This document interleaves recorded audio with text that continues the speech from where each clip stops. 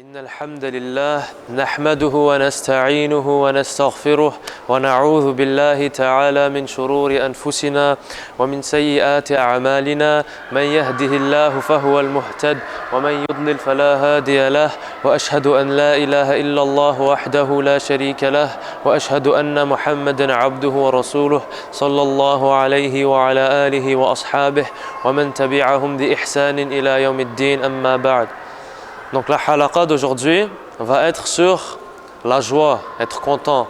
The halaqa is going to be about happiness, comment être content.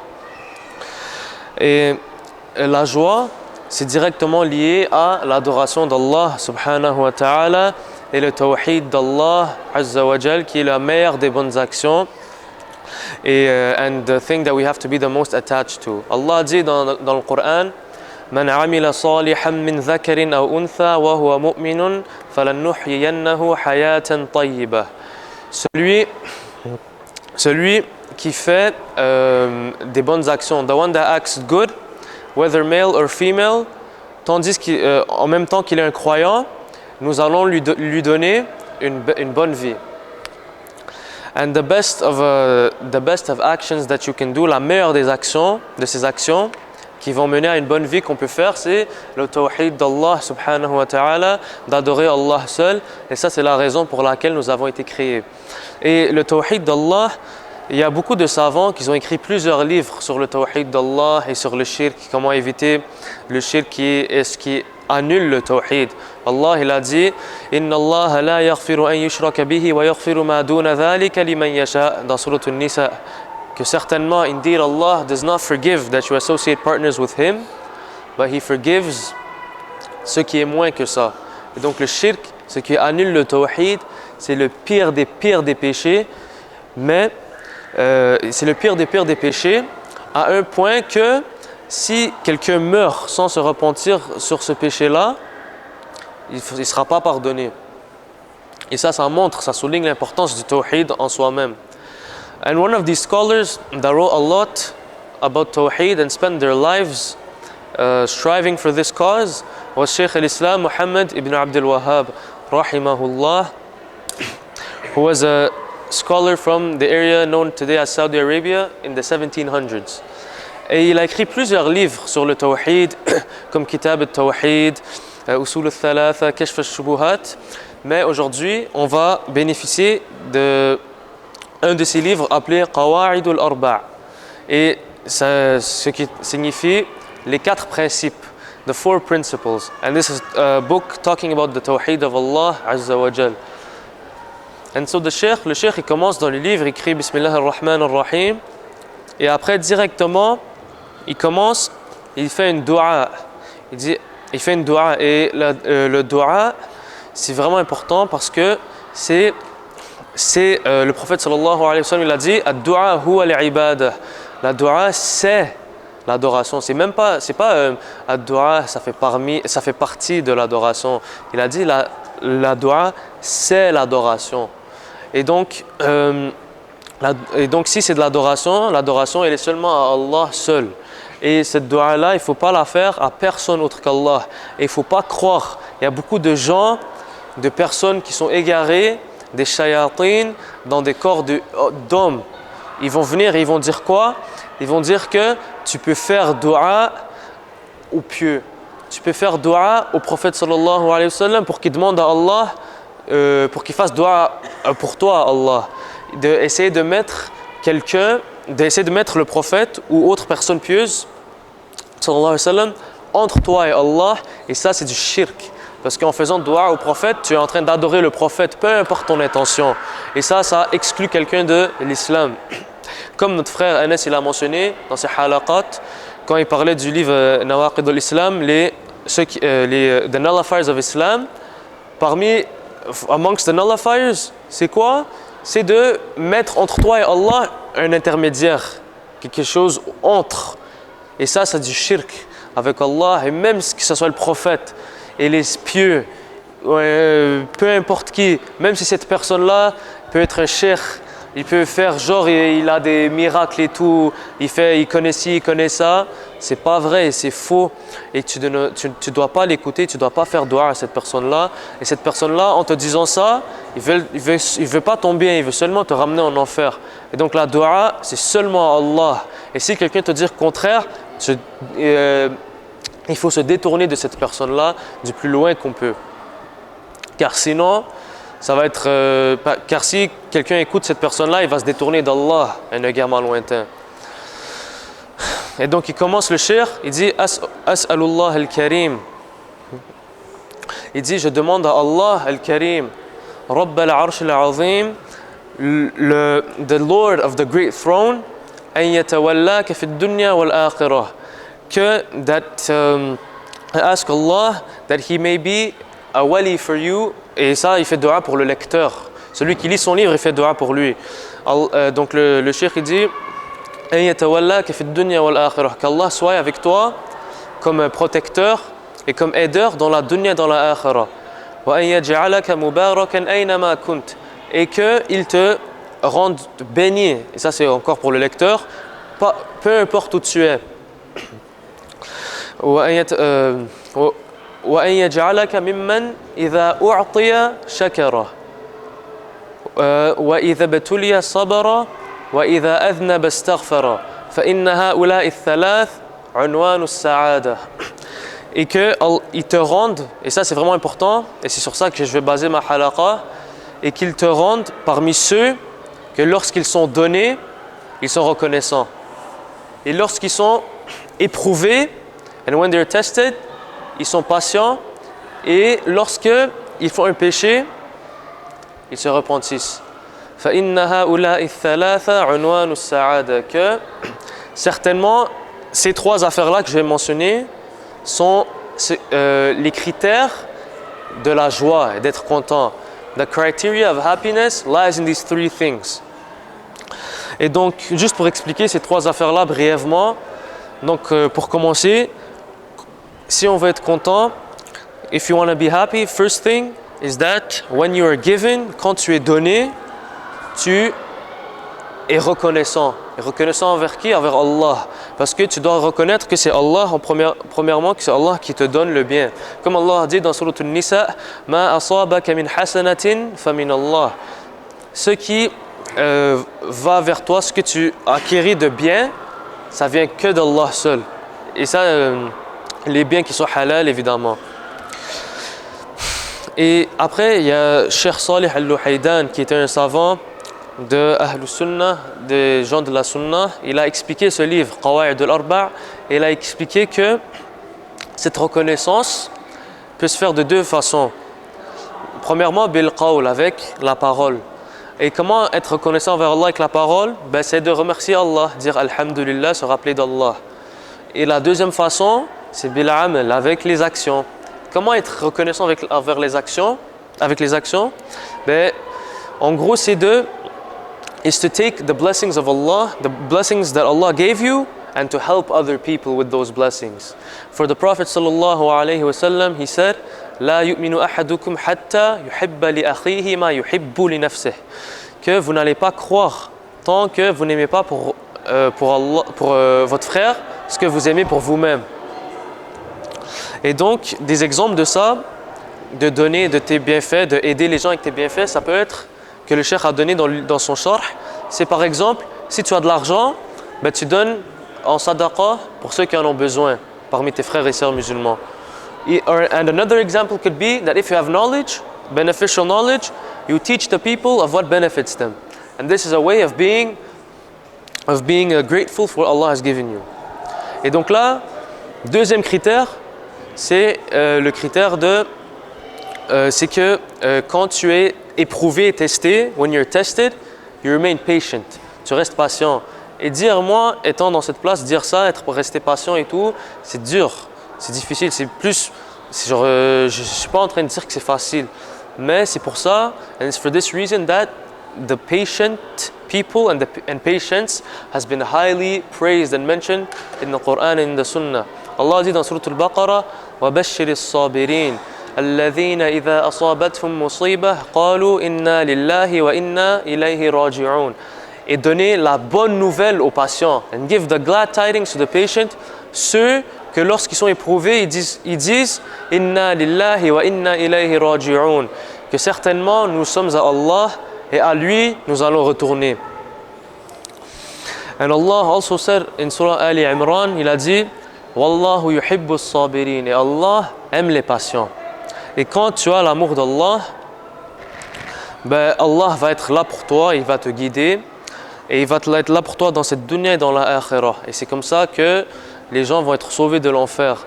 Et donc, quelle belle chose d'acquérir l'amour d'Allah en restant patient pour lui. Et qu'Allah nous guide envers ça. Amin. Et aussi, and also a narration that talks about patience. From one of them is from Umar ibn al-Khattab, the authenticity of which is unknown to me, but we could still extract benefit from what has been said, attributed to him. And so Umar ibn al-Khattab is reported to have said that il a dit que les meilleurs jours de nos vies qu'on a connus, the best days that we had and that we have known and lived in our lives, étaient par la patience. Après la patience, c'est avec ça qu'on a vécu nos meilleurs jours. Et que si la patience, and if patience was to be a man, it would be a noble man. Et que si la patience était pour être un homme, il serait un homme noble. Et donc là, c'est ça. Et donc ça m'a vraiment affecté quand je l'ai lu pour la première fois, parce que toutes nous assis ici, on peut vraiment, we can reflect on our lives and think the best times that we were sincerely and truly happy were the times that we were the closest to Allah and the most patient. And that after hardship always comes ease. As Allah said, فَإِنَّ مَعَ الْعُسْرِ يُسْرًا. And He repeated it again. إِنَّ مَعَ الْعُسْرِ يُسْرًا. Que certainement avec la difficulté vient la facilité. Et après Allah l'a répété encore. Ce qui souligne son importance. Et donc, aussi il y a une ayah, there's an ayah in Surah Al-Baqarah that really would make someone think. Where Allah says, in Surah Al-Baqarah, أَمْ حَسِبْتُمْ أَن تَدْخُلُوا الْجَنَّةَ وَلَمَّا يَأْتِكُمْ مَثَلُ الَّذِينَ خَلَوْا مِنْ قَبْلِكُمْ مَسَّتْهُمُ الْبَأْسَاءُ وَالضَّرَّاءُ وَزُلْزِلُوا حَتَّى يَقُولَ الرَّسُولُ وَالَّذِينَ آمَنُوا مَعَهُ مَتَى نَصْرُ اللَّهِ أَلَا إِنَّ نَصْرَ اللَّهِ قَرِيبٌ. Allah dit, croyez-vous vraiment que vous allez rentrer au paradis? Do you really think that you will enter paradise? Et il ne vous a pas atteint ce qui a atteint ceux avant vous. Ils ont eu beaucoup de difficultés et ils ont même été zulzilu. They were shaken. Ils ont été shaken. They were shaken jusqu'à temps que le messager d'Allah et ceux qui ont cru avec lui, ils ont dit, c'est quand l'aide d'Allah? Imaginez, c'est tellement dur pour eux que même le messager d'Allah et les croyants avec lui, qui sont les meilleurs des croyants qui ont existé, même eux, qui ont la plus de confiance en Allah, même eux, c'était tellement dur, ils se sont dit, c'est quand l'aide d'Allah? Après Allah il répond, Allah, certainement, l'aide d'Allah, elle est proche. L'aide d'Allah, elle est proche. Et donc, ces affaires-là, Inch'Allah, juste pour qu'on essaie de rester patient et que ça nous motive et que ça nous garde sur le droit chemin. Et après, le troisième critère et final pour être content, c'est que lorsque on fait un péché, de se repentir. That when you sin, you repent yourself to Allah. Et dans l'islam, on peut seulement faire de notre mieux, ce qu'on peut donner. Comme il y aura toujours des moments où des fois on va faire quelque chose. On va pas être à notre top tout le temps. Et ça c'est avec le hadith du prophète sallallahu alayhi wa sallam où il a dit Ma nahaytukum anhu fajtanibuh wa ma amartukum bihi fa'tu minhu mastata'tum. Que ce que je vous ai dit de ne pas faire, faites-le pas. Mais ce que je vous ai dit de faire, il n'a pas dit faites-le, faites-le. Il a dit faites-le de ce que vous êtes capable de faire, du mieux que vous pouvez faire. Après, pour ce que l'on ne peut pas faire, c'est de se repentir envers Allah subhanahu wa ta'ala, parce que le prophète sallallahu alayhi wa sallam, il a aussi dit Kullu ibni Adam khata' wa khayrul khatta'in at-tawwabun. Tous les fils d'Adam, tous les humains, c'est des pécheurs. On est tous des pécheurs. Et les meilleurs des pécheurs, c'est ceux qui se retournent envers Allah. Et ici, le prophète sallallahu alayhi wa sallam, il a dit quoi? Quand il a parlé de l'humanité, après il a surnommé les humanités des pécheurs. Donc on est tous des pécheurs. Et ça, c'est comment le prophète a surnommé l'humanité, sallallahu alayhi wa sallam.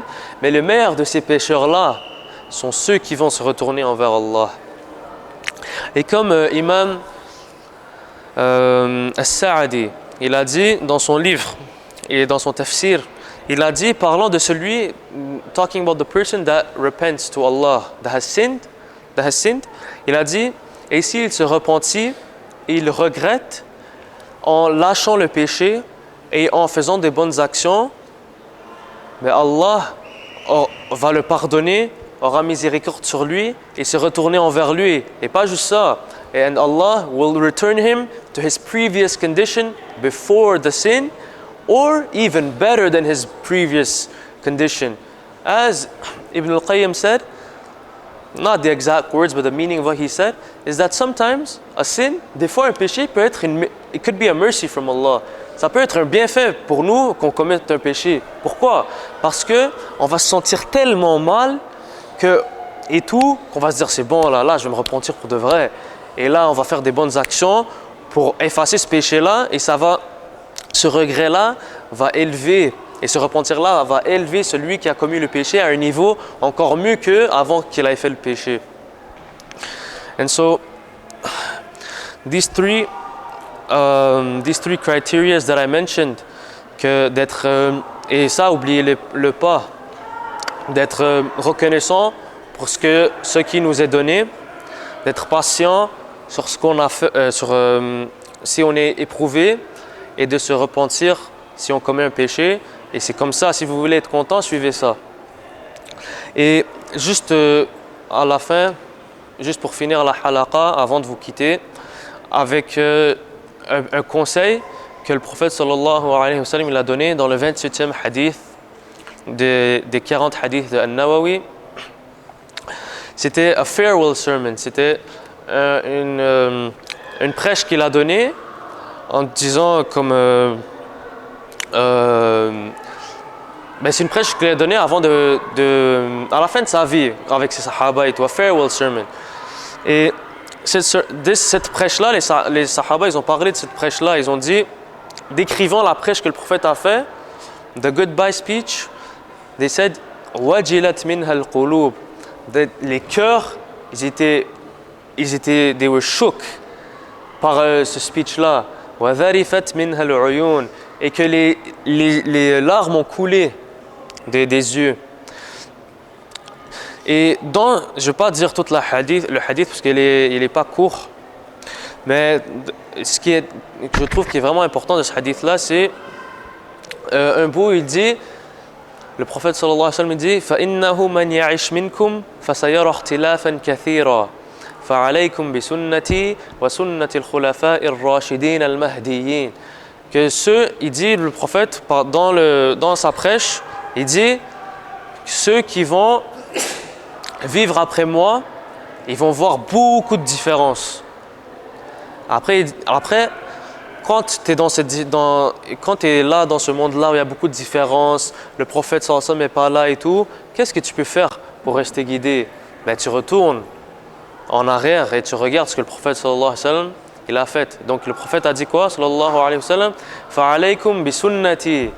Et sur vous et sur nous tous, c'est la sunna du prophète sallallahu alayhi wa sallam, wa sunnati al-khulafa'i ar-rashidin al-mahdiyyin.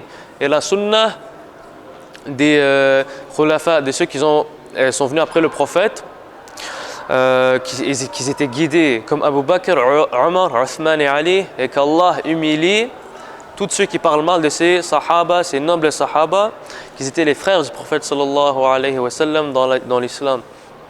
Et c'est pas vraiment it's not really the topic, but just one thing is that those that speak bad about the sahaba of the prophet sallallahu alayhi wa sallam, namely the Shia, what they do is that they insult the Prophet sallallahu alayhi wa sallam directly. Parce que on sait tous que le prophète sallallahu alayhi wa sallam, il a dit quoi? Il a dit الرجل على دين خليله فلينظر أحدكم من يخالل, que l'homme est sur la religion de son frère proche. Et donc regardez qui vous prenez comme mamie. Et donc là, ces gens-là, ils vont insulter Abu Bakr, the father-in-law of the Prophet sallallahu alayhi wa sallam. Ils vont insulter Omar, the son-in-law of the Prophet sallallahu alayhi wa sallam. Ils vont insulter Uthman, the other son-in-law of the Prophet sallallahu alayhi wa sallam. Et après ils vont insulter, mais c'est ça, si ils insultent tous ces personnes-là qui étaient proches du Prophète sallallahu alayhi wa sallam, ces personnes les plus proches, ils vont faire quoi alors? Ils sont en train d'insulter le Prophète sallallahu alayhi wa sallam. Et parmi les Shia, il y a des gens, ces gens-là, il y en a beaucoup parmi eux, ils pratiquent ce que je vous ai dit au début de la halaqa. C'est qu'ils vont dire de faire dua à autre qu'Allah. Ils vont dire de faire dua à Ali, ils vont dire de faire dua à Hussein, ils vont dire de faire dua à autre qu'Allah et de placer entre toi et Allah des intermédiaires. Et ça, comme j'ai dit, c'est du shirk et c'est faux. Et ça, c'est a warning that I'm giving to all of you. Ça, c'est comme moi qui est en train de vous dire jamais faites dua à autre qu'Allah. C'est comme si mon ami, il est sur le bord d'une montagne, il est là, il est en train de tomber, je le prends par la main, par sa seule main qui peut le sauver. Là, je suis comme ça pour vous, comme dans cet exemple-là. Si quelqu'un vous dit vous essayez de vous parler à faire dua autre qu'Allah ou faire dua à quelqu'un de pieux et tout, vous dites non et vous vous éloignez de lui et vous dites A'udhu billahi mink, qu'Allah me protège de toi. Et à la fin de la journée, il faut, comme j'ai dit, علينا بسنة رسول الله صلى الله عليه وسلم. سبحانك اللهم بحمدك أشهد أن لا إله إلا أنت أستغفرك وأتوب إليك.